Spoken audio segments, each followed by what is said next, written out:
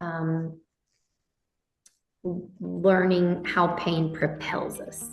Because without it, even if you go to like a biblical standpoint, right? Like nowhere in there was everything easy and beautiful to have these, God winks or these moments or these coming to Jesus. It was always that glorious promise that you get to see after the pain.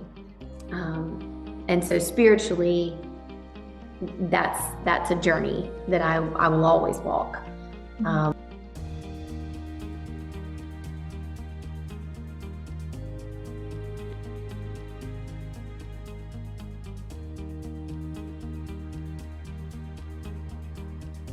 Hello, everyone. Welcome back to another episode of the Fearless Women podcast. My name is Sophia, and today I am joined with a very beautiful soul. Her name is Chalmers, and she is a mentally and transformation coach. She's a very inspiring woman, and she, even for especially for me, has inspired me a lot, and I have worked with her in the past. And I'm really happy that today you got the chance to meet her and hear her story. So, Chalmers, would you like to introduce yourself? Oh, thank you. Thank you so much for having me. It is an honor to be here and to speak to everyone's hearts today. I think as long as we're always speaking from the heart, it's really easy because this is connection at its greatest. And I commend you guys on what you're doing. Obviously, I adore you and have kept up with you. And just I got goosebumps when you reached out to do this. So very grateful to have this opportunity. This is what I love to do. I think it's, as a coach, how we get here is really important because we obviously have experiences that have shaped us, that bring us into a certain mindset on wanting to help other people grow, wanting to see them rise up from the ashes, wanting to truly, and doctor, you see people's hearts just bleeding. People do repair work, on the body, but it's different when it's the heart. We don't ever get to see when it's broken or when it's hurting or when it's struggling, or the mindset, people's mentality, their stress levels, what they endure throughout the day. And it's such a silent killer, and people suffer so much in silence. So to have to have this forum, to have the ability to be able to step into this as a profession and do that, it's not only a profession, but it's a purpose. It gives us so much joy as well to watch the transformations happen, because that's where the beauty is. Yeah, I don't know. How do you feel about that? Right, that question, Like, right? do you, like, as a coach? Yeah, no, very much agree. I think every one of us has walked a very unique path, but safe to say that all of those paths have not been easy. And it has already shaped us, but it has given us a door into this new world of, okay, we want to find purpose in some kind of sense. And what I learned, I want to be able to share it with others. I want to be a guidance for others because I had to walk through my things alone. I had to find that on my own. Mhm. And it was a very difficult one, and it took a lot of time. And it can be so much easier. I mean, not everyone has like a nice support system around them. So a coach is definitely like a good addition to that. Like, if you need some support, a coach can do that, no matter where you're going. And I love that you said something about, you said, walking alone. Throughout this journey, like a self-healing journey is truly just that. And I found so much just working with people. One guy in particular that I started working with her pro bono. Remember when we had to get the hours and all that? And now just to see where she has come in really having to break down everything that she thought, everything that she knew. And no matter how much co-regulation we have, right? Like friends and family and spouses, there's only so much that they're going to be able to do. It starts, the journey is of the self. And so it's like people want to discover the newest restaurant. People want to discover a new book. But very rarely do people stop and say, whoa, let me like take a deep breath, hold my nose, and deep dive into myself and really figure out like what all is there. Because we've sort of, from the time we were little, we have these building blocks, right? We think of something and then the world tells us this and then something else on top of that. And before you know it, life has just filled us up with all of these narratives and the things that we think, and we don't know how rooted they are until later. Uh-oh, pain is the body's alarm system.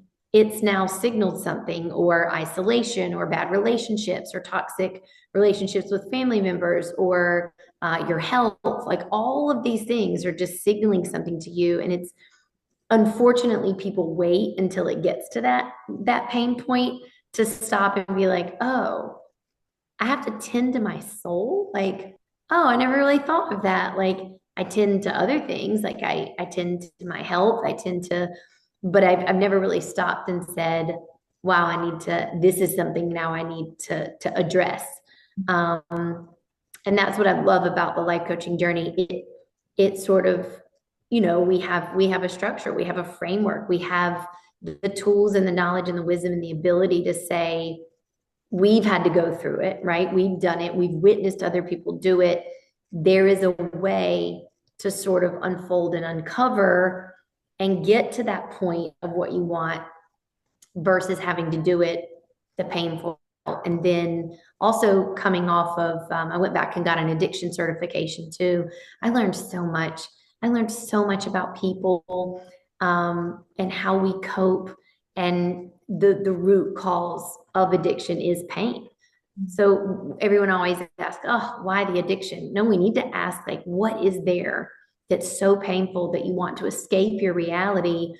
And people, when I say addiction, people always think of like alcohol abuse, drugs, pornography or whatever. We get addicted to things that we really don't even know are addictions. Like, obviously, mindless scrolling, things like that. But I mean like chronic workaholism, excessive shopping, overeating. How did I get here to this point? Like people will say to themselves, and then it's like, well, wait a minute, I've bought all of these things, but I'm not happy.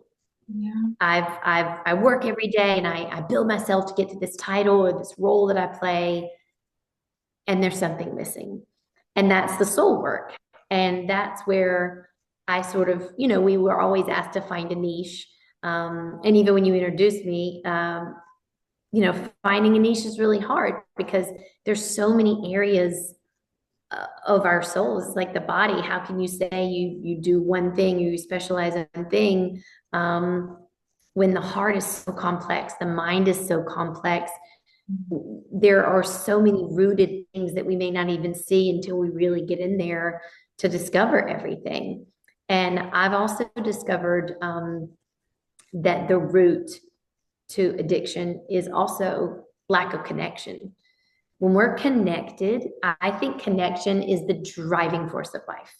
And that is why, like, doing this, having these women who might not have anyone, hopefully can sit here and listen to this and understand that I may never speak to any of them personally, but just to know that someone else is out there who has been through what I call the depths of hell and back, that we've had to walk in our lives. That's the place where you all of a sudden grow and blossom and bloom. It's like rising up from the ashes like the phoenix. All I can think of is like Harry Potter. So when we crash and burn, you get to these places in life where everything just becomes really clear. It's almost like that rebirth. And that's what it is. It's tearing down everything the world told you, all of the mindsets, the people that think that they put you in a box and put a label on you.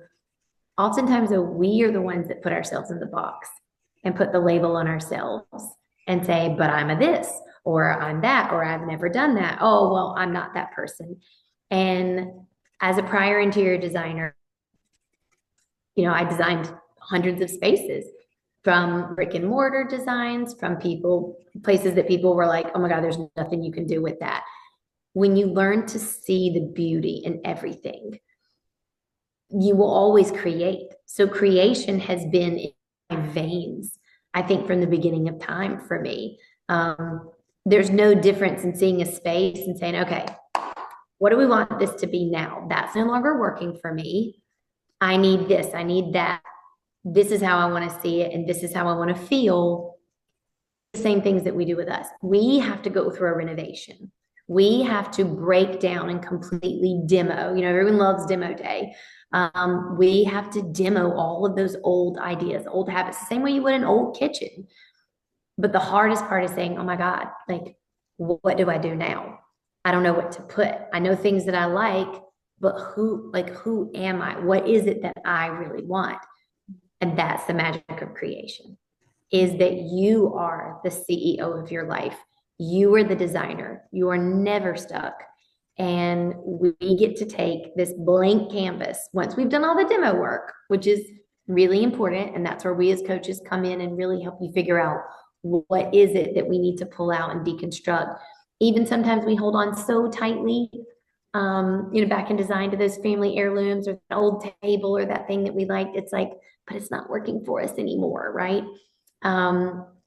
So we have to, it's important to figure out how to get to that space where you can really commit and say, out with the old and in with the new.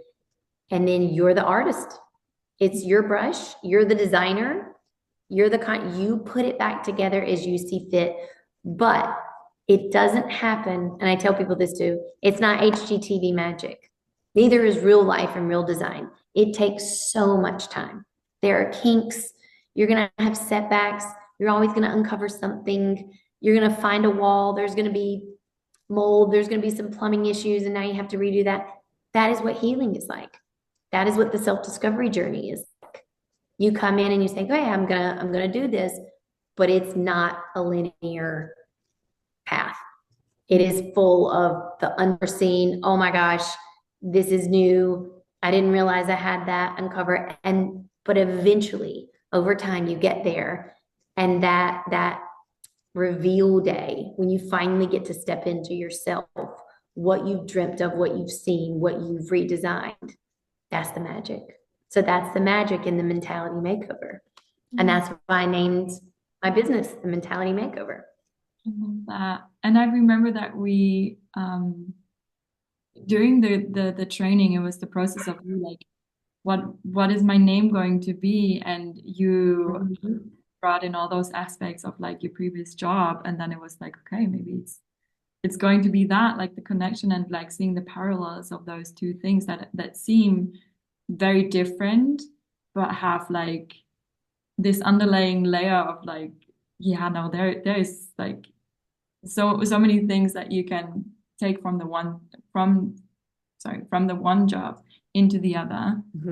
And it's literally the same. The one is just doing it like on buildings, on rooms or whatever, and the other one is on yourself. So it's here. Yeah.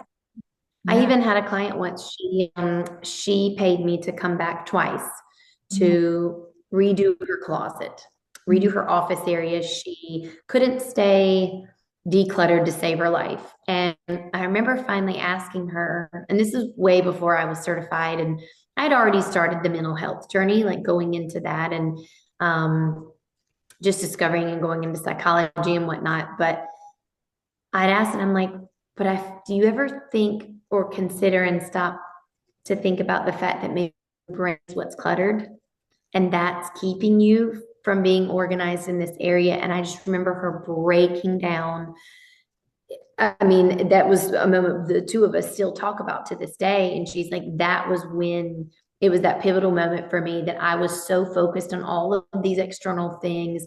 I never stopped to understand that I'm connected to all of them. I'm the master of all of them. I'm the playwright for all of them, or as I said, and it's our everything we do externally is an indication of what's going on in here. Our health, how we feel. And I was reading something the other day that talked about stress. Stress is so important, especially with women. Especially with women, we are supposed to just wear 57,11,000 hats. And I also believe in the power of femininity. I think that in today's society, this I hate to say like masculine approach or the feminism has kind of gotten to a heightened sense. I don't want to see women lose their magic. I don't want to see them get so into this, oh, we're so powerful. We can do things that men can't. And it's like, let's remember what makes us powerful. Our feminine is where our power is. And just remember this too. The queen rules the chessboard. The queen rules the chessboard. She can go any number of spaces, any direction, anywhere. And the king is just back here, right? But we keep it in check. So we don't, huh? And the king needs the protection. The king needs the protection, but that's the thing. Behind every good man is a powerful woman. So if we try and take their place, we can't. Like, our greatness is in our ability to be there and to help our man step up into his alpha male, to be that leader, because that's the juxtaposition that makes us so beautiful, right? And I'm not talking about like toxic masculinity, with men. They also have to have their balance of emotional intelligence and how to treat us and things like that. I'm talking a very healthy balance of masculine and feminine energy. And I have two beautiful coaches who actually work with the masculine and work with men. They've been so hurt by men and tormented by men. They thought, oh my God, Lord, you really want me to help men? Like, you want me to step into men? And I find myself the opposite, working with a lot of women who sort of taken on this role to say, I have to be the breadwinner. I have to do this. And it's like, once we were able to stop and tear all of that down, it's just so much tears and so much pressure that's released from them, because your man can't do those things if you're too busy overtaking, right? So I certainly have started working a lot with the feminine in our nature and sort of backing off some roles that we have that we feel we had to play, and wear this superwoman cape and tie it and put glitter on it, and put a bow and spritz it with perfume, and then stand on one foot with our eyes closed and our hand tie my back with a cake in either hand. It's like, that's not, society might at one point have told us that's who we needed to be and how we needed to be, but at the end of the day, a happy, regulated, calm nervous system, flowing with love and gratitude, that is what makes a woman powerful. And then the power comes within what we're attracting, right? So in that beautiful space, once we've recreated ourselves, once we heal, once we no longer feel like we have to carry all of this, and a lot of that comes from, we talked about imposter syndrome before, not feeling enough, not feeling good enough, feeling that we have to hold all of these things. I had a person say to me one time back when I did the coaching journey, it was just like, oh my God, like, why didn't you just go back and be a psychologist or a psychiatrist? No one's going to take you seriously. And it's like, you thought that I needed to do that in order to have this knowledge and this wisdom. And by the way, I do that too, right? So I have that knowledge as well. But the coaching journey is so different from the psychology journey. We can do both. Sometimes we have to go backwards, but our windshield is bigger than our rear view mirror for a reason. It's meant to just be a reference, look back, keep us safe, but everything is forward. And I love coaching because it just gives you a forward mentality. we can go back, touch on things, we can visit them, and figure out, maybe this is why we did this, or, here's the trauma pattern that we're starting to see. Here's some of the attack bonds and wounds that we have. But at the end of the day, none of that truly really makes a difference once we find that we get to move forward and create. So that's what's so big in creation. It's like, at some point, your new life's going to cost you your old one. So we can go back and do the discovery work and deep dive down into there and continuously ruminate on the problems all day long.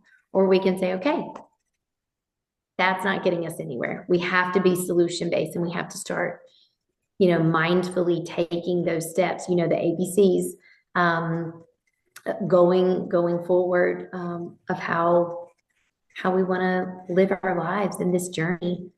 Because it is short, but it's so magical, and it can be long if we allow it. But the stress and the pain and the performance and all of this accolade syndrome and things like that, they're not going to get us to this longevity of a finish line where everyone's clapping.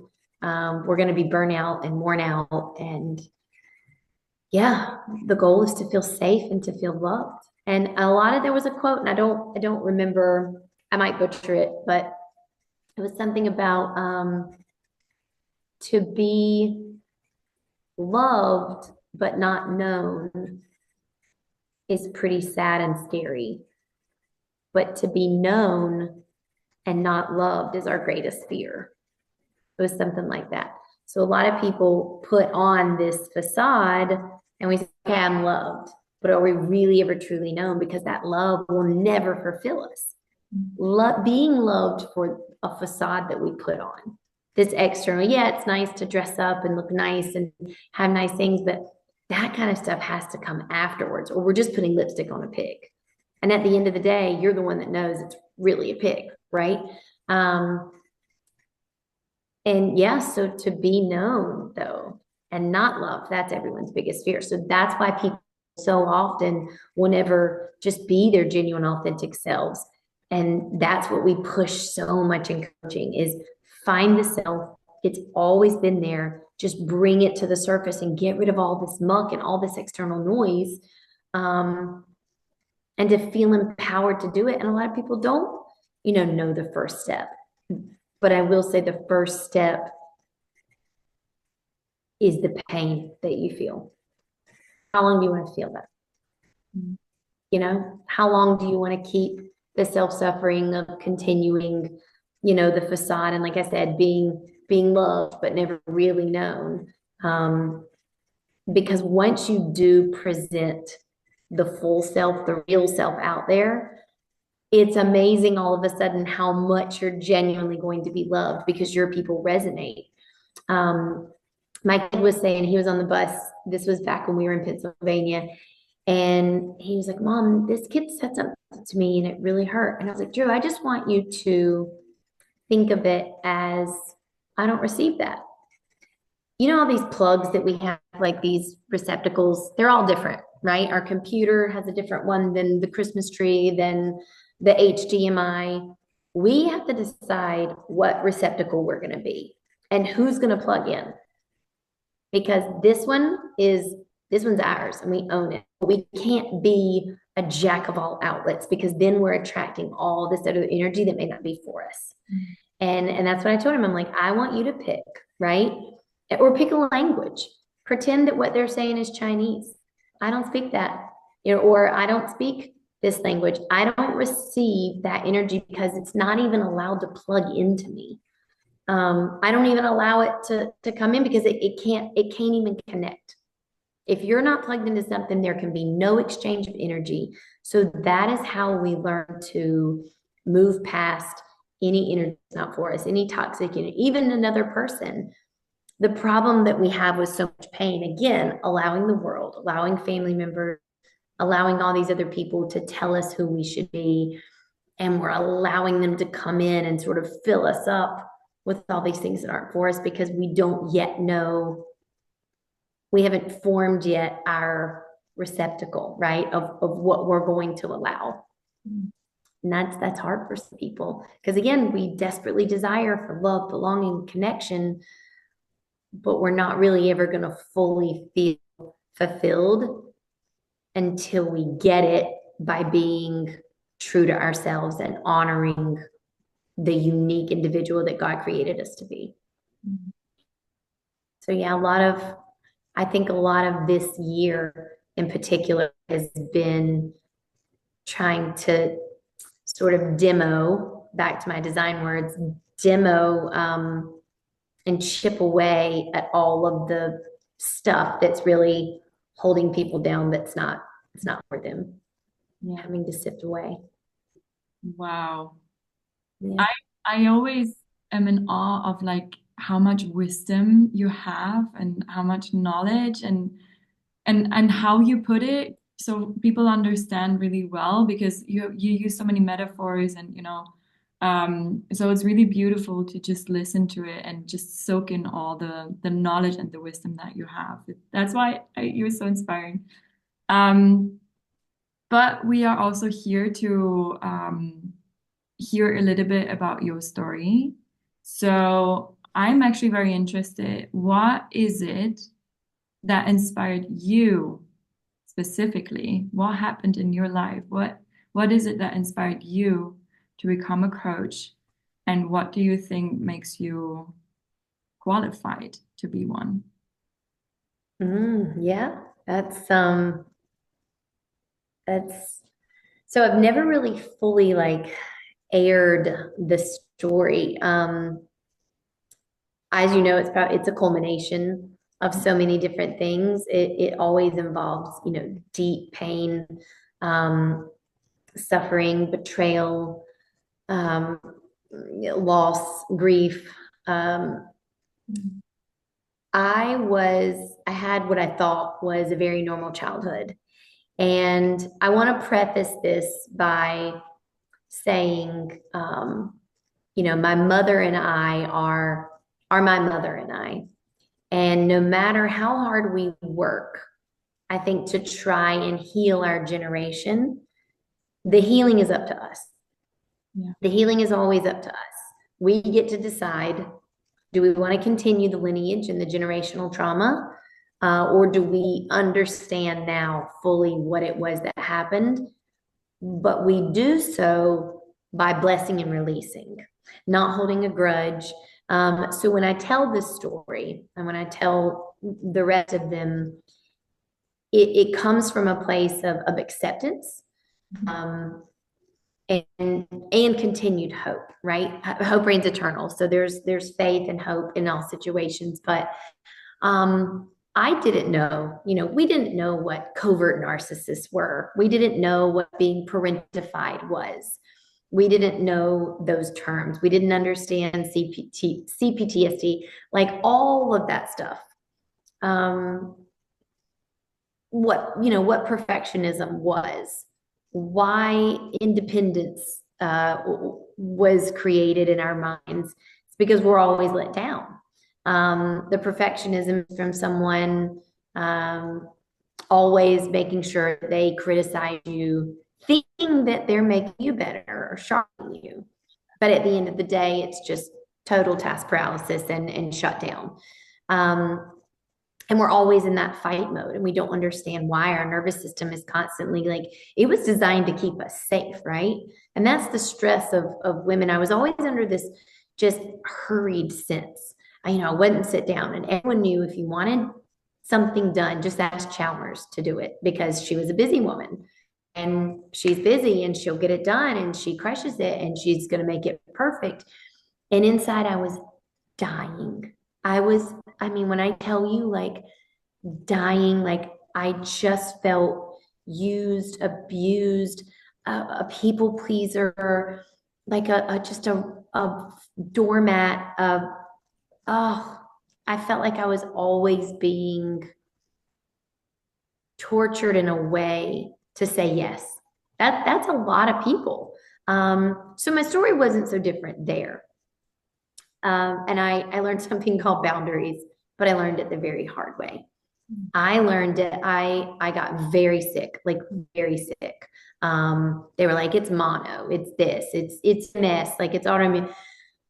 All of these things, all of these tests, I was so tired and worn out. And I was like, oh my God, maybe I'm depressed. Like, but I'm not depressed. I'm the smiliest, happiest, most energetic, fun loving. And by the way, that's how everyone knew me. If you go back and you ask anybody, my energy was real. My energy was natural. It was just like a light in me that I never thought would burn out. And I used it and I knew the source, that it came from.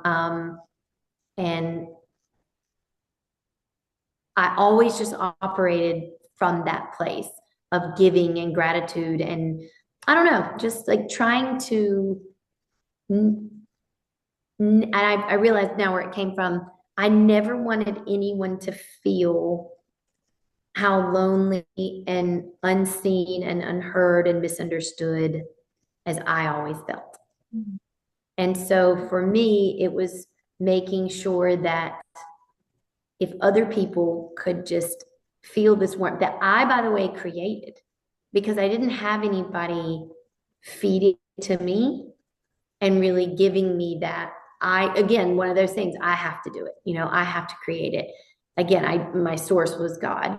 Um, because I constantly had someone like a vampire sucking from me. And eventually that took its toll. When we have narcissistic family members, they don't know anything else to do other than take.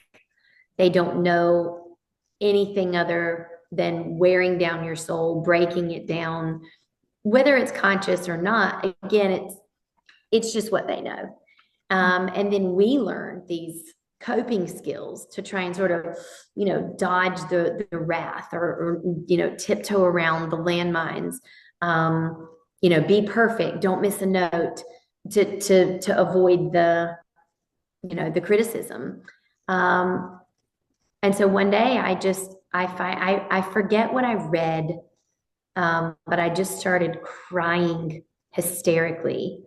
And and I said, that's it. I can't do this anymore. I cannot do this life anymore. I just wanted to go into this deep, like hermit shell or monk cave or whatever it was, and just heal all of the stuff that I finally realized was broken. Because if you would have asked me all those years ago, I'm like, oh my God, I heal other people. I'm not broken, right?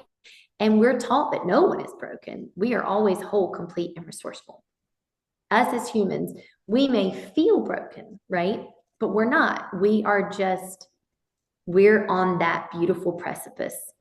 And again, creation is the anecdote for the struggle. What that switch flips. And I started having boundaries, but I also had some problems within my marriage. And my marriage to me was, come to find out, a direct mirror of who was the biggest person to traumatize my life. We so brilliantly marry the people that just are going to be our greatest teachers and our healers, as long as we look at them that way, right? As long as we're both willing to learn those lessons. And there was so much pain and devastation within my marriage. And that took me to probably the deepest point. Without sharing details, I'm pretty sure everybody can get the gist of. I think anything you could throw out of marriage, anything you could throw out of marriage, we experienced. I had 3 different children in 3 different states. We moved 14 times since my now 13-year-old. So we've moved 14 times. We still have one more left. And I had a Special Forces Recon Marine who then coming off the deployments also had, PTSD, which, that was one of those things that took a long time to discover as well. So I'm trying to be this magical unicorn who makes the world better for everyone. And I failed to finally sit down and say, but what makes you happy, Chow? What is it that you are feeling this, creating all of this pain. Why can you not seem to figure it out and get it right? You're giving and giving and giving. And then I realized the difference between self-sacrifice and giving. But it was at that really dark moment for me in the bottom of a closet where my beautiful golden retriever, who is 15 and still with us today, literally saved my life. She came, I just think dogs are fur angels. And her soul, it's like she in that moment poured, they're the epitome of unconditional love. So just her being there, reminding me, like, you're covered, you're bathed, and it may not be where you think it's coming from, but I feel like animals read souls so well. The fact that mine was in so much pain, that my dog was able to just come in a place where she had no clue where I was, and Paul opened the door and lay on top of me. It was such a beautiful moment for me. It's very weird. I've never told this story. But yeah, she was there, and I remember just sitting up and being happy and thinking, I get to do this again. I get to erase everything. There's restoration and redemption in all circumstances, no matter how bleak or hopeless things feel. There's always, even when it's not someone, there's something, a glimmer, a God wink, a podcast, a stranger to show us and remind us how much love is in this world, and that it is for us. And yeah, I think in that moment, that was the start of a healing journey for me. And my marriage slowly got better, my connection with my husband, the stress of the children and the class mom, work, like all the craziness you can throw at 3 kids. The moves got a little easier. And people just started coming out of the woodworks, really. Like I said, once I healed the self, all of these people now, and I've always had a great group of friends. So it's not to say that I didn't have them. I was just never honest with them. I was never honest with them about my pain. And it was the ones that stayed through the pain. That's where friendship is gold. And those relationships are the strongest because I now know, Brene Brown always talks about the power of vulnerability, and being authentic, being vulnerable enough and being seen and being known, even in those dark moments, elevated me. It's like I went from the basement to the penthouse. And not originally. I went to the like double queen standard room. It's better than where I was. And yeah, learning boundaries, learning how pain propels us. Because without it, even if you go to like a biblical standpoint, right? Like nowhere in there was everything easy and beautiful to have these, God winks or these moments or these coming to Jesus. It was always that glorious promise that you get to see after the pain. And so spiritually, that's a journey that I will always walk, because of that. So yeah, and I think just really understanding the self more than anything, having to be this person that you thought was you needed to be in order to be loved. And at the end of the day, you can be a hot mess, but as long as you show up in love, it will always resonate back to you. It's just a magic karmic energy, that is real. And you don't know how to explain it when you're trying to tell someone like energy is so real. But it's how we show up. And some people aren't going to take it well. I literally had a person recently tell me, you're a little much for me. Okay.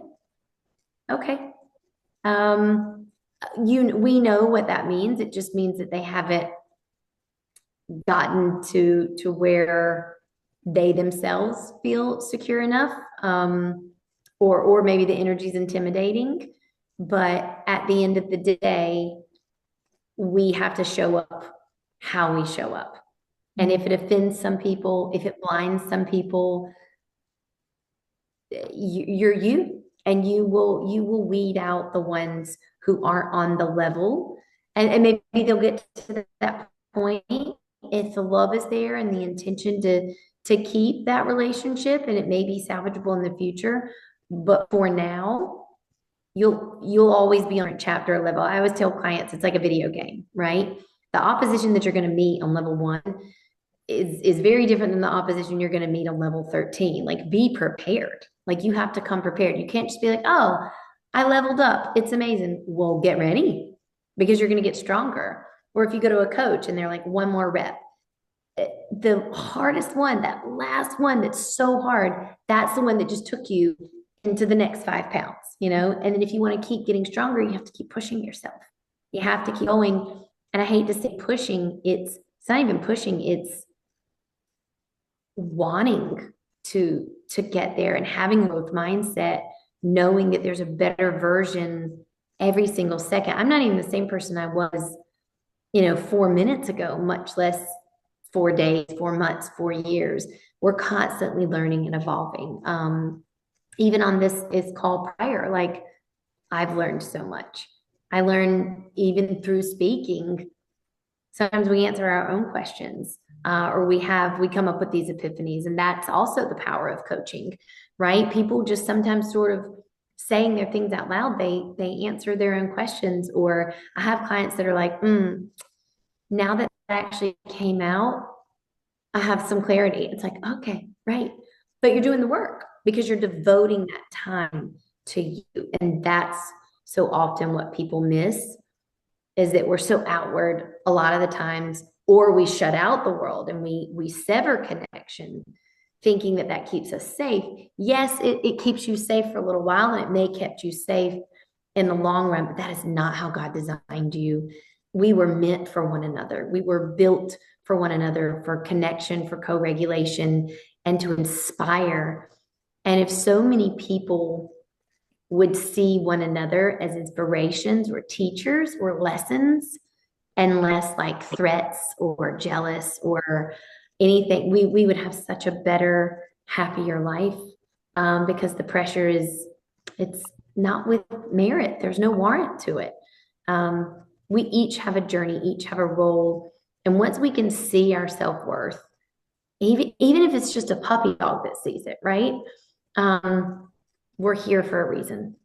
We're here for a reason, and that is to find out what it truly is that we were born to give, to create this world. Not a role that we play, not a job, something that fills our soul. So yeah. Thank you so much for sharing that. Also, now that you said it, like, during this, that you never actually told the story before. I feel really It was honored. healing for me. Yeah. I feel really honored that you did share it though in this conversation. So thank you very much. Yeah, so maybe in this whole process of your own healing journey and the coaching in and of itself, what is the greatest thing that you learned during this journey, if you had to pinpoint it to one? I think taking away the judgment for people, because we never really want to think that we're judgmental or admit that we're judgmental, but some way deep down, even if it's like, even if it comes disguised as empathy, sometimes it's judgment, right? We may say, oh, in the South, we have a saying, bless her heart, she's this. It comes off as either feeling sorry for them or empathy, but it comes from a different place, right? So seeing people who are hurting or who are struggling or going through something, or maybe aren't quite, awareness is the greatest gift we could ever give somebody. Let me just say, maybe not as aware. Learning to love so perfectly and deeply, like unabandoned, like without any of that, just no holds barred, being able to offer your heart on a platter and offer yourself no matter what stage someone's in, and really seeing people through the pain. Because it's very easy. It's like I did have an addict, and I think the struggle was with feeling judged, right? And he now is able to help other people and say, don't do this. But oftentimes people are like, who are you? Who are you to say, you did the same thing? It's like, you did, but we have to be willing to give people the benefit of the doubt to learn. We ourselves have to have the grace and mercy to learn. Like there are things that I myself did that I preach against now, right? Or that I speak on. I need to say preach again, but that I speak on. And it's like I was so guilty of that. But then there's always those people that love to come in and say, "Oh, what a hypocrite! What a hypocrisy has to be completely dead in this industry." Because there's no grace and mercy at that point. Hypocrisy is more for people that are still doing it, that are still, having these behaviors that don't quite align with what they're doing, but then also giving so much grace and space to that too, because we know clearly there's a struggle there. There's a struggle between what they say and what they do. So we pray for them and love them and we continue to guide them. We continue the outreach. So I think for me, really erasing any sort of narrative or mindset about a person at all in the slightest, or even just to say, oh, that person's really happy, or because you can't be that all the time. So just reminding myself that we are all things all the time. I can be grouchy or judgmental or, critical or happy, or I'm all of those things all the time, at all times. We're going to have these bouts. So to box people in, I always say, like, don't put them in a bento box. No one's allowed to label you and put you in a bento box. To do that has been, I think, a big factor. Obviously, Jay's 8 Rules of Love, we actually saw him on tour live as well. And then having him as a mentor and then following up on all of his material, you really learn to aspire to that perfect love. Some people may not believe it. It's a journey for some of us to get there. We struggle. But at the end of the day, once you sort of walk through that threshold of the awareness and the mindfulness that people are human, but that every single solitary person deserves an ear, a hand, a heart, your effort, your energy, and an opportunity to just be seen and be heard, whether they're seen in the middle of their worst, smelliest, awful moment, or whether we're applauding them on a really big high and a win, showing up with the same amount of energy. Such a valuable insight. That's my learn. Yeah. Very valuable insight, because I think a lot of every human, it is part of the human experience that we do, like that we are all of the emotions that we have and we need to feel through it. But also then knowing that we all have that and not judge any other person for it, that's the magic. And that's the growth. And we're all working through it. We're all work in progress.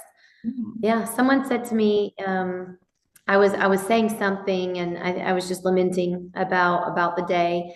And it really is true that iron sharpens iron. She said, well, maybe that's an area God's still working on you. And I thought, what area is he not still working on me, right? Like what area is he not?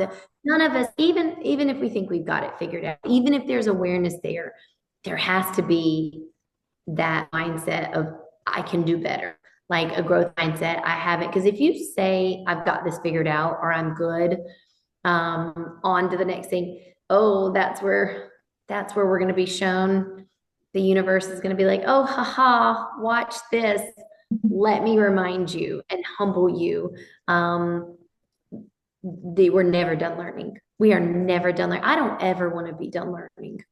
I Pretty much. want every single day to learn a lesson and to say, wow, what a nice, it feels good sometimes to have your hair tugged, or your ponytail. We always say like pull a girl's ponytail to keep them back on track. It's nice when you become derailed to have moral and ethical guidance to get you back on that line. And sort of give you a nice lift kick to say, we're not ever done learning. And as long as we can remember not only that about ourselves, to give ourselves, it's so much easier to give other people grace, to give ourselves that, but just remember that with other people, like they will get there. They will get there. And their journeys are their journeys. Yeah. And everyone in their own timeline. What some people learn at 18, others might learn with 46, 74. Yep. But the timing is perfect. The timing, and then people beat themselves up for, God, I wish I'd have known, or I didn't know. You can't beat yourself up and say, I wish I would have known something before I knew it. Yeah. We can, but hindsight 2020. But again, I use the metaphor of the rear view mirror, and that it's just meant to reference, right? Because we've got to move forward. And you take that in order to propel you. Yeah. But with fear, I think also fear is, and another thing I did learn was fear, choosing joy, not to try and catastrophize things, because once we've seen and felt a lot of hurt and a lot of pain, and we witnessed betrayal and darkness, and relationships that, as I said earlier, with family members, they're just not willing to change right now. We hold out hope, but when we witness these disappointing and devastating things, it's very easy to come in with a mindset of trepidation of, oh my God, what could happen? This fear-based mentality, and it really does steal our joy. It certainly contributes to so much of our pain. And if we can learn to just shift that and say, no matter what, everything's going to arrive in time. I'm going to see things in time. My clarity is going to be perfect. It's always on time. Yeah. Even the people that pass through your life and just meet the strangers, it's like we're always given that little nugget, that golden little aha spark. Yeah, right in the moment we're supposed to learn it. So I think that's something that we can hopefully inspire people going forward who feel stuck or feel lost or abandoned or dark. It's like, it's coming. Your light is coming. And Jay always says, it's not the light at the end of the tunnel that's the illusion. It's the tunnel. Yeah. It's the tunnel. Yeah. We box ourselves in so much with fear, and judgments and lack of hope and all of these things. So I hope we can all just stay on a forward momentum and forward mind, love and togetherness, and knowing that there is always someone to listen and to hear your story. And if we ourselves can learn to be that for other people, whether you're a life coach or not, you are the student and the teacher every single day of your life. We can be that for someone else. And that's how we bear fruit. You spread seeds, go harvest. And sometimes we won't see or be able to reap what it is that we sow. I know there's been things I never knew I planted and that come back, and people are like, wow, it bared so much fruit, and I had no clue. It's so nice to just know that everything that we do, every initiative that we take in love, when we lead with love, there is no way the outcome and the conclusion is wrong, ever. Yeah. But if we lead with fear or judgment or even self-chastising, I can give you a recipe for a perfect cake, and I can give you a recipe for a not so good one. So the elements that we put in, we have to be conscious every day. What am I putting into my days? What am I breathing in and what am I breathing out? What are the elements, the ingredients, so to speak, that are creating what I want? So we go back to creation, right? Yeah. So yeah, all the elements. Yeah, very powerful. Also, thank you for sharing that. Now I'm just actually getting really curious, because hearing all of like your past and where you come from and what inspired you to go this journey, is there something that you currently struggle with? Is there an obstacle in your life?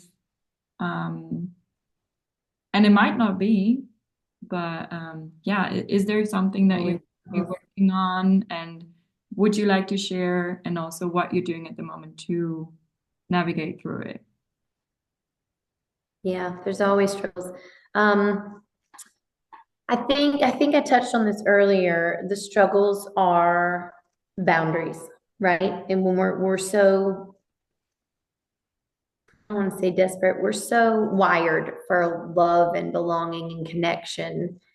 Yeah.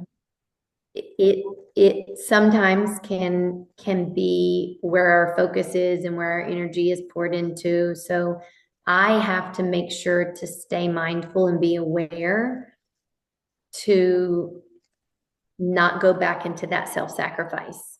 You Mhm. know, our traumas are never really gone. We just have to learn to manage them. It's like I tell people, they're like scars, right? As long as we can get them to a point where they're not openly gaping, bleeding, and infected, once we've healed them, they never really go away because they leave scars. But we learn to address it, live with it, deal with it. So the things that we've been through never go away. We just have to learn to sort of knit them a hat, give them a place, like I love that. make them some tea, like some tea, put on a movie for them. Sort of just get them, get them situated to where they're content and not screaming at us or coming back to haunt us. We have to learn to just manage our trauma, because again, we don't get a magic eraser. We just get to create on top of it. That's what happens. And now that is, and eventually it will be so far down that, like I said, we've managed this. We don't need, it's like clockwork. Not a second thought. But for now, these are pretty new. And I say new within like the past 10 years. I mean, it takes years and years and years of healing. And that hopefully also inspires someone to know, like, it doesn't happen overnight. It doesn't happen in 2 sessions. It doesn't happen in 2 months. This is years of work, because think of the time it took some people to develop these mindsets. Like, demo is hard and it's grueling, but that's sort of the part. The rebuilding is what takes the longest. So there's always going to be that little bit for me, to get us back on track. For me, it's dealing with the people pleasing, the having to be energetic all the time, always having to say yes. It does catch people sometimes, by surprise. And that's where I have to do the work and learn to sit in that moment instead of them. Their reaction hurts. I know it's painful. I know the fear is they're going to cut you off. They're not going to think you're reliable anymore. But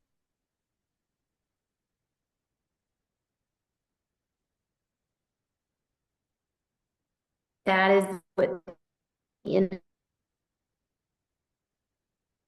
want me to think. And in order to not get back and other people to take advantage. Oh, For instance, I work with foster agencies, and so now I'm helping with that. And I think that's something that I've always just, my heart beats for. These people don't get to choose their circumstances, and so for me, that my heart bleeds for that. And just taking on this project, this Christmas service project, has been such a joy for me.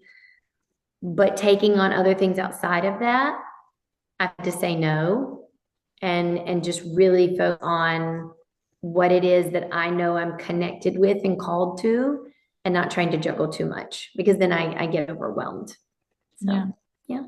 I think Um, it's just tuning out the fear of disconnection. yeah. I'm really sorry I have to say that, but there was a moment where the internet glitched for me.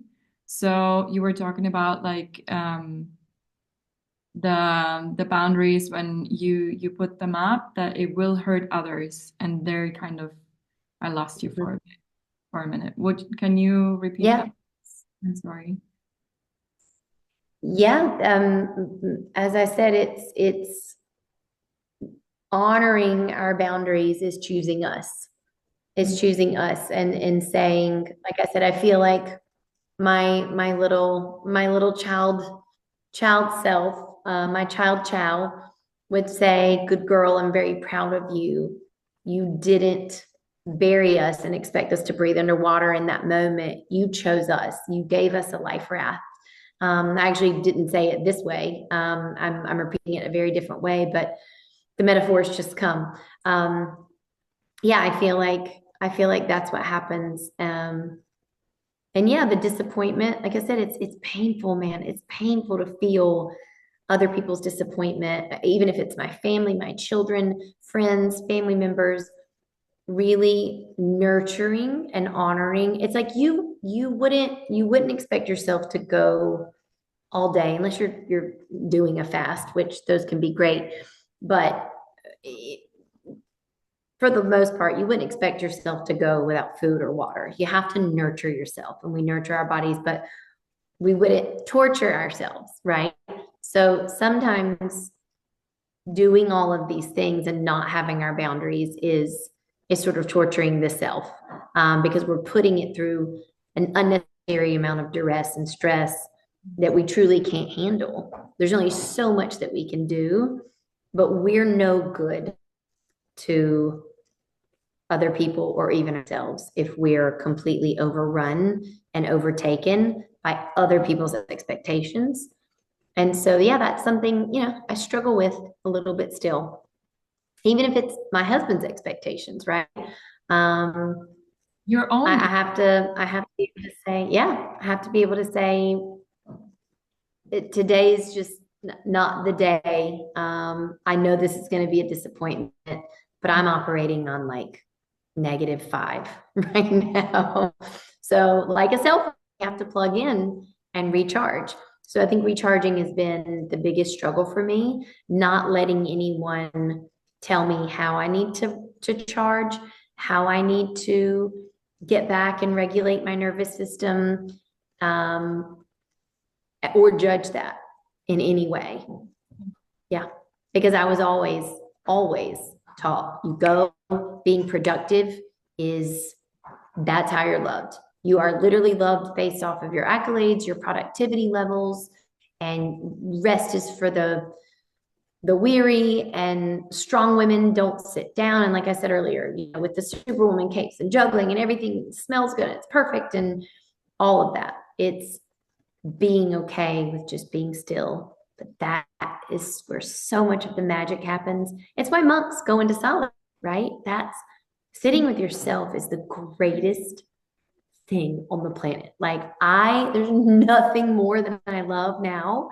Like, yes, we're built for connection, we're built for all these things, but at some point we have to come back to us and be like, let me spend time with my most favorite person.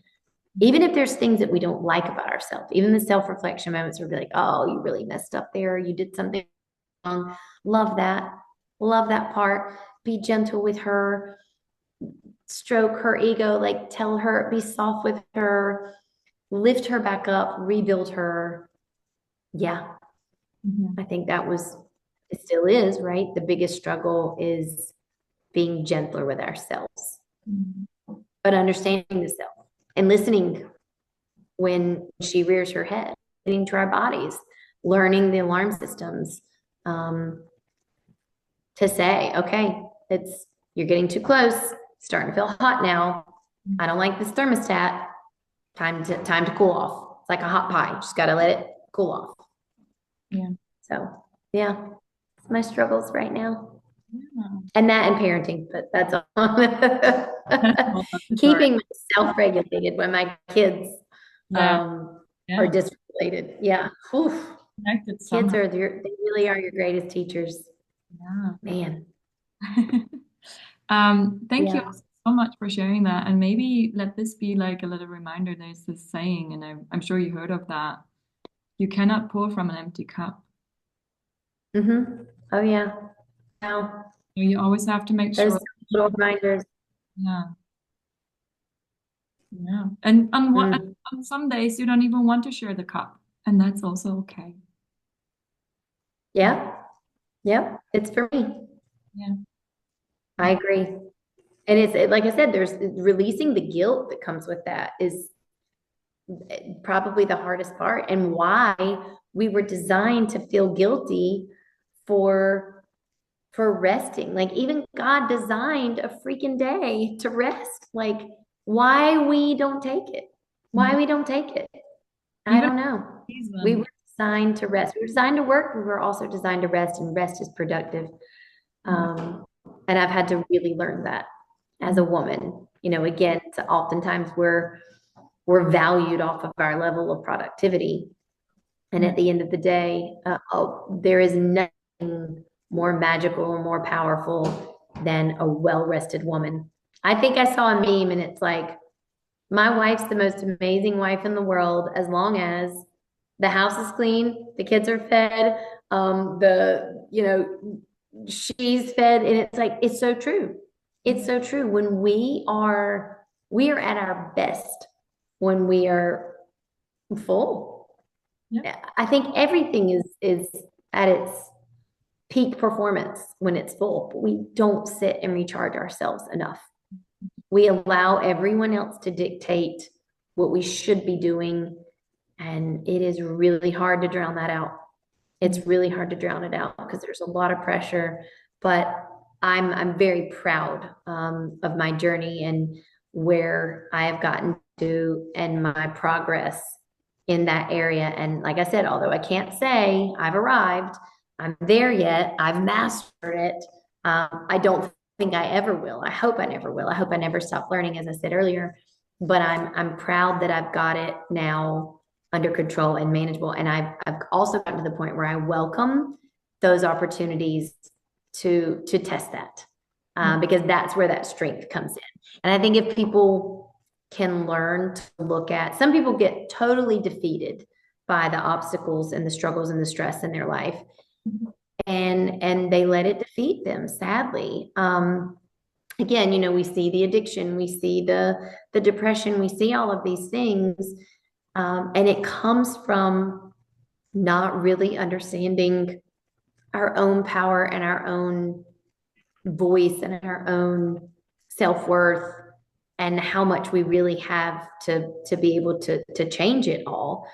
It's the strength, though. It comes from those little opportunities to have something happen, to test your limits, to push you, because resistance is where we grow.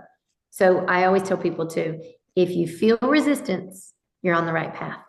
Yeah. You're on the right path, because something is there. If everything is comfortable, you're not growing, because we know our comfort zone, nothing grows there.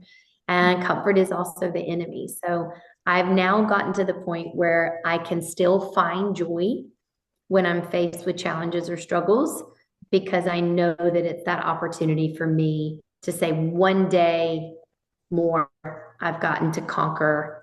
I'm one day closer to mastering this big struggle. So yeah, whatever the struggles may be, I just hope everyone can hear that and remind themselves that it is a process. And I'd love to say no one's judging you, right? There will be people, but there are also beautiful people who will not, and who are here to love and guide you. And there's so many free resources. I'm actually getting ready to start a book club, and I just want people to come in. And yeah, I'm so excited. I just want people to come in. That's my next little step, my own little growth. It's scary, right? Because you're like, oh my God, what if people don't come? What if they don't show up? What if they don't want to, do once a week? but it's real people that just want to get together and discuss real things and talk about whether you're like-minded or you came to grow and to learn or just to have a sense of like someone's there. It's for you. You know, we'll have breakout rooms, we'll have times where we can talk. But really it's just a place to find connection. And yes, we're going to learn a lot as we do it, all of us together. But that's the goal, is to learn together and to be a community. And that's how we create and move past all the generational things, all of the trauma, all of the nasty mindsets, the hateful people.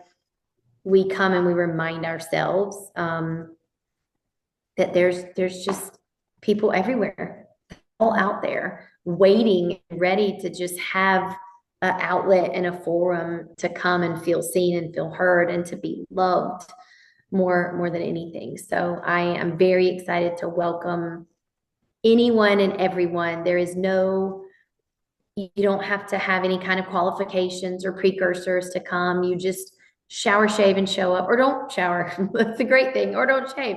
Just show up and be there, knowing that you are so welcome. And we're gonna learn some things in the process. Yeah, that's it. That's a I'm beautiful excited. project. Yeah, and you can be very proud of yourself. Mm. And I'm like, is probably from what I heard, it's like it's not going to be online, is it? It's going to be Well, or it'll actually be online. It'll actually be online. That's the thing. That's why I was like, you don't even have to shower or well, shave. Like you show up, we see your faces, but it's real people. And yeah. we'll have, breakout rooms and we'll share stories and we'll talk about things and we'll collab and we'll pick a book, to go through each week. I'll have everybody vote on it. Whether it's Purpose Driven Life, whether it's The Mountain Is You, whether it's Atomic Habits, like whatever it may be, we're going to dive into it. And then we're going to share and connect along the way. And I think that's really how I saw life coaching is, when we gain knowledge and information, all we do is share it. All we want to do is share it. And I think you touched on that earlier. What is it that qualifies me to be a life coach? That's all that qualifies you, is the willingness, the intent, the desire to pass on the amazing and incredible things that we've learned, whether we went through it or whether it was through a client or whether it's just, outside information. Like, we put in those hours. We put in the time, to read these books, to gain the knowledge, to go through the courses, to do the exercises and the work. And now listen, what do we do with it? We have to be able to share it. That's what's so magical. And that's where we bear fruit, like I said earlier, when we spread the seeds. So the only thing that qualifies, really, I mean, other than, going through it, there are a lot of things to learn. There are a lot of tools, a lot of knowledge and wisdom that you have to have just in the world of mental health. But aside from that, it's more of a heart thing. If your heart is going to keep all that, what good is it? What good is it to have all that knowledge and those experiences and that wisdom? You have to be able to share it, and then you have to be willing to have like the desire to support other people through it. And it's not for the faint of heart. As you know, some clients, it's tough some days. It's very difficult, whether it be their story that's compelling and chilling. Sometimes their circumstances keep me awake at night, and you just want to help them. And I've had to exercise boundaries there too. But I think just, having the willingness to go and support and share it, and then encourage other people to do the same thing. Like, my coach was not shocked that I became a coach at all, like in the slightest. She even told me years and years and years. She's like, I see you writing a book. I wrote a little blurb in a friend's book recently. She's like, I see you coaching, and anything that you set out to do, you're going to do. Because I'm also a Gemini. So it's like, Yeah. that's that. Yeah. So we want other people to be inspired and then go inspire others. So That's actually like the yeah, definition of purpose, you know. Yeah. yeah. Also, count me in for that book club whenever you're doing it. Hit me up. I'll be there. Okay. Um, Okay. Yeah, so and I just think it's a nice way. So yeah, no, come go. no, I was gonna say I just think it's a nice way to connect and to help others grow and learn. Yeah, So much of what I feel the world needs to learn. It's like we don't need another, well, there are people who read like fiction novels and things like that, and I think that they're beautiful, but I think at the end of the day, where I see us struggling, where the world is headed, um, you know, comedy movies are great, right? And they're fun and they're lighthearted and it uplifts the soul. And we like seeing those things, but you can't be sustained on that, band-aid for so long. At some point, we have to have the real knowledge to get us through life. yeah, And that's what I hope that, these book clubs will help do. It's really, really good, important, real life, science-backed, science-based stuff on happiness, wellness, well-being, our mentality, our finances, like just everything. Yeah. yeah, So we'll see. I'm yeah, optimistic. I'm hopeful. I think it's going to be great. And for other people that don't want to have that, yeah, you're always welcome whenever you get to that point. It just means that things haven't gotten painful enough yet, to get to that point of self-discovery. Yeah. awesome. It sounds like a really cool project, as I said. So I'm really looking forward to it. Moving to the end of the interview, we have like a few questions that are not meant to be like that you really need to think about it too much, but they're kind of fun as well, a little bit. Okay. So Okay. the first one would be because it's like kind of, for what we do, the Fearless Women, who are some Mm-hmm. women in Okay. your life that have inspired you? Who are some fearless women? Um, my coach for years. She's amazing. Marce Chavez, I think she's incredible. Came from a very similar background. And let's see. There was an old neighbor. Like, do they have to be people that like people know? No, no, no, no, no. Just some people in your life, like Okay.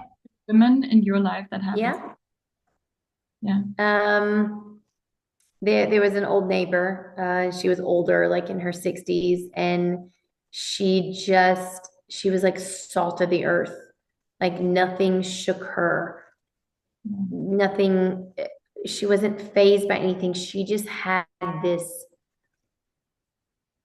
energy and presence and faith, and she was so grounded and steadfast, and she just felt strong and like she could move mountains. And I always felt, like I said earlier, I felt so hurried and frenzied and okay, quick, we have to be productive. And she was just this source of calm. And then this other beautiful lady, her name is Stacy Havens, and she raised three kids very early on, very early, had her three kids early. They're all, of course, amazing, incredible, successful, emotionally intelligent, stable, incredible people, but her and her husband then decided to take on foster children just as a placement. And she inspired me so much to go into that and do the same. Like I said, we haven't taken anyone in yet, but she would just take in these babies that were just born, 1 year olds, 3 months old, whatever age, while they were waiting for placement or adoption. And then to be able to give those kids up, like after you've played your role, but it's not yours to continue. She had such a strong heart, and she's so deeply rooted in faith as well. So I've looked at the people, but I've noticed a pattern. The people that I look up to have a sense of calm, and there's no worry. There's always joy. They keep a disposition about them. Not to say they don't ever have bad days, or they don't ever go through things, or that they don't get angry, or that they don't experience the spectrum of emotions. Even in those moments, they have a hope is on the horizon kind of mentality. And I so much aspire to be like that. And they also this beacon of light and just warmth, and they make you want to sit at their feet and just absorb all of their love that they put out. So I'm thankful to have those beautiful people. I'm sure there's plenty more I can think of, but those are my top three come to mind. Amazing. I also love that you kind of saw like a pattern in that. So yeah, it's a good reflection of that. The next question would be, if your life was a movie, what would be the title?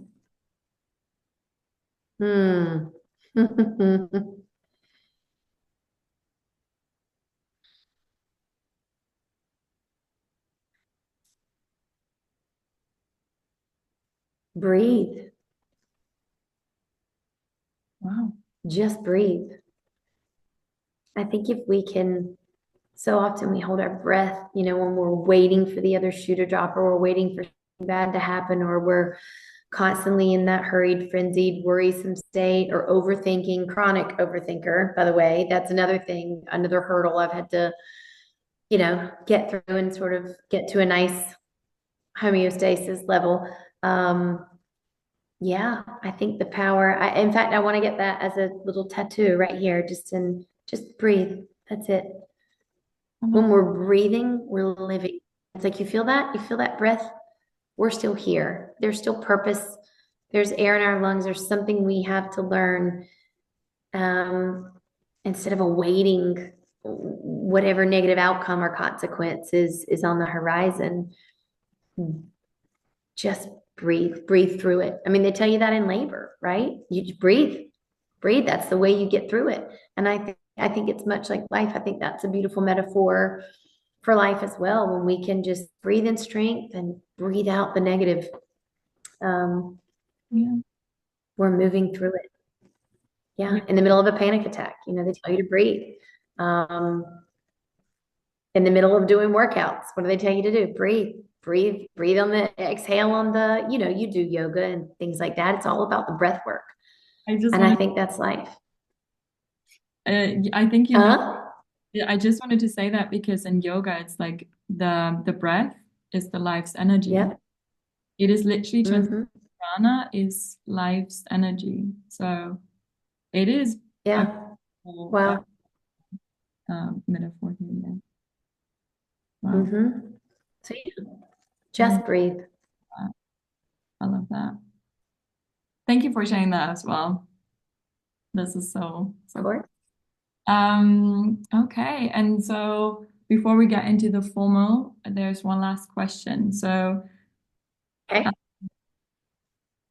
if you could leave this interview, this conversation, with one last thing that you want to share that anybody who listens needs to hear, what would it be?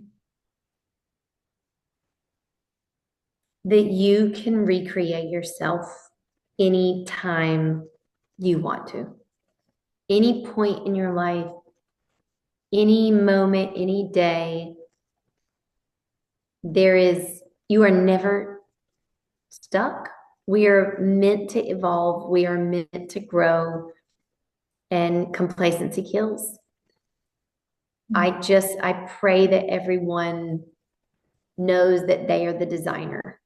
They are the CEO. You hire and fire accordingly in your life. And if it is not working out, if it is not working, try another way. And then if that doesn't work, try another way. And if that doesn't work, try another way. Just keep going, keep breathing, keep moving, keep creating, because eventually something will stick.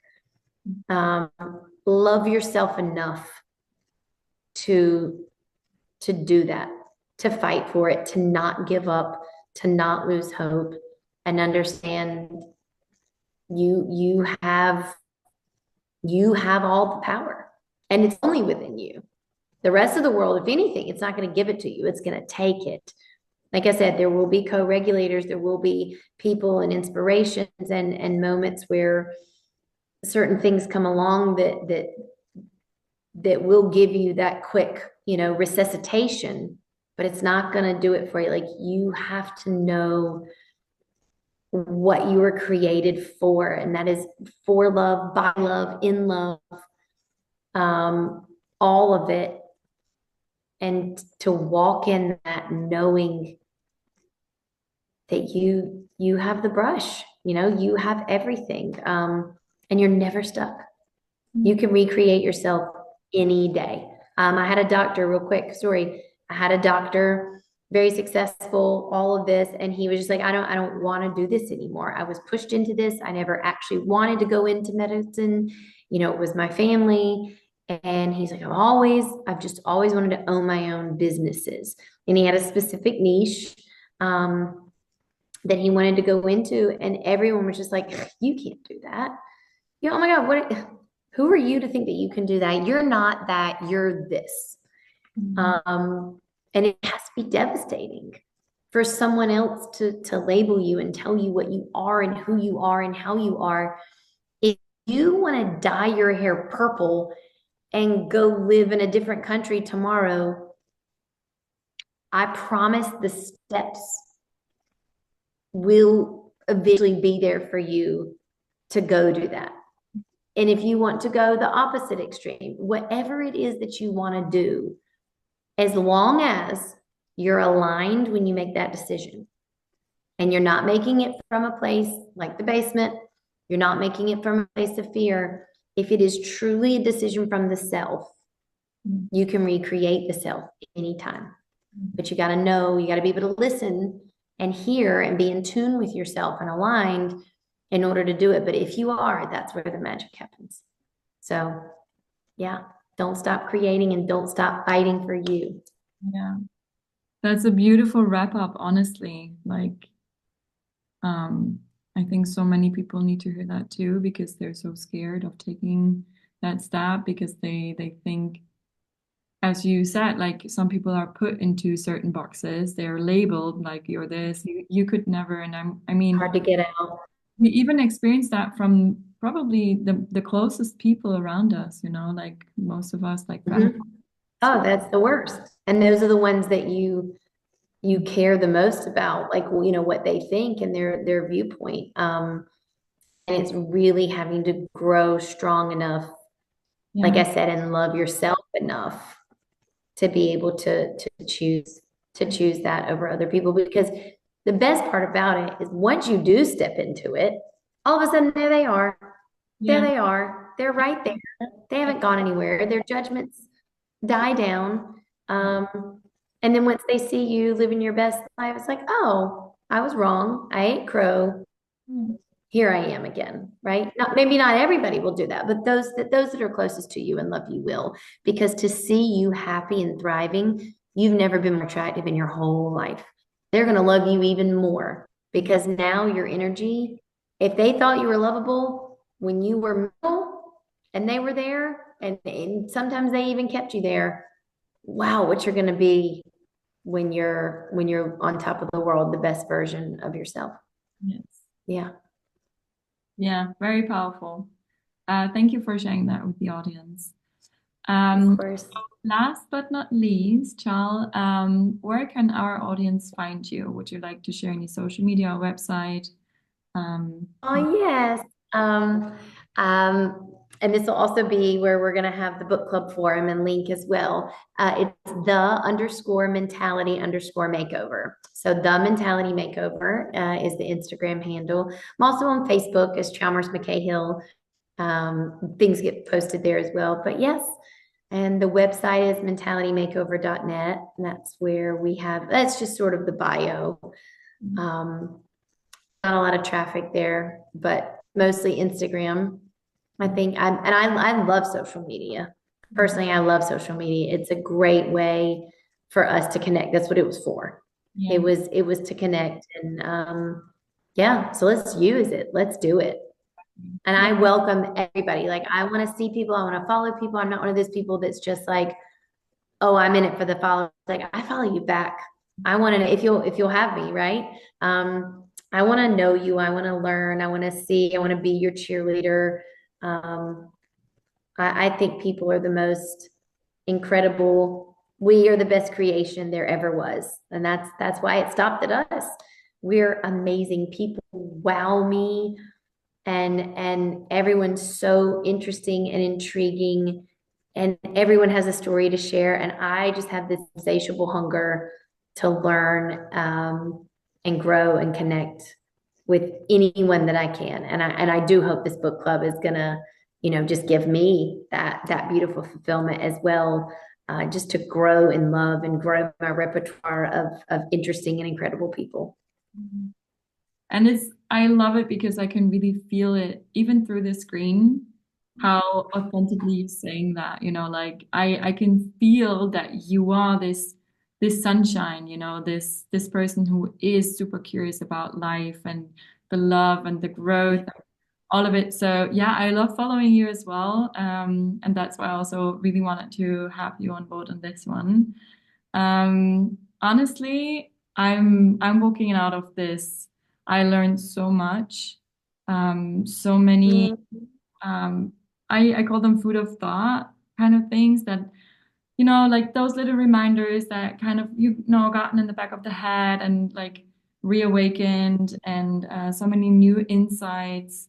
But I remember that it was always the case with you during the training and like whenever we had like our interactions, I was always like, wow, this woman is just so full of knowledge and wisdom. I know I keep repeating myself, but yeah, and the way how you transfer it out, like, yeah, to me it speaks really well because I with all the metaphors and like the how you compare it to like situations in life that people can resonate with, it's so valuable.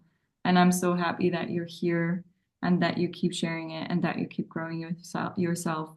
So yeah, I'm just super grateful for this conversation. It was so lovely catching up with you and seeing where your journey has been taking you, because it's been a year, I think, actually, since we said that. Yeah, over a year. Yeah. Um, Yeah. Well, I received that. Thank you so much. It's easier to give than receive, but hearing it, it really does. I've learned to just let it feed my soul and let it just be